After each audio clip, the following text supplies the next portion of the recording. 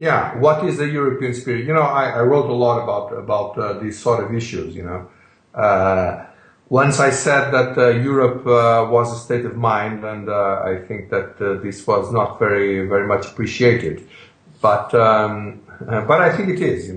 This is, if you want, my molding of Europe, my own concept of Europe. It was, to start with, of course, it was the issue of borders and the need to overcome these borders, and I think this was a tremendous step forward when we finally had this Schengen space that allow us to go through borders without any sort of control. But of course, much more than that was, the making of this perception that what unites us, what unite someone from a southern Western country like Portugal with a Norwegian, a German, a Brit, or an Italian is much more than what separates us. The humanity that unites us all together is my deep idea of Europe. And as I usually say, Europe runs in my veins. I cannot conceive of myself without Europe. And when I see Europe going less well, I suffer a lot for it, because this is me, this is part of me, and I am fully committed to this Europe. I always, from my childhood, I always felt very much.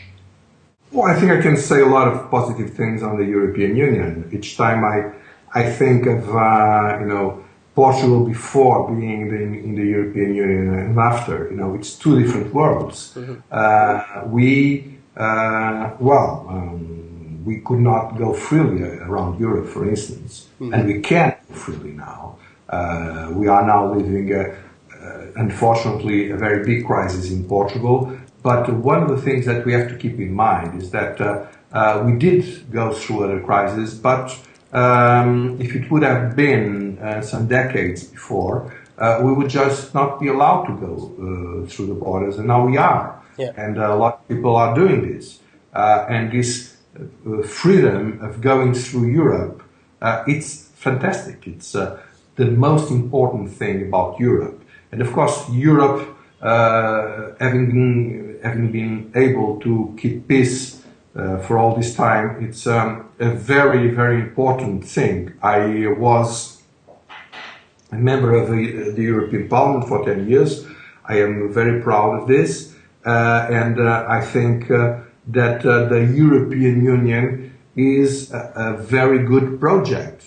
Well, but it's not ideal, and especially it needs mechanisms and instruments to improve itself. And basically, in any democracy, the fundamental way of improving is to have an opposition and to have criticism and to have debate. Yeah. And I think there's a lack of this in Europe.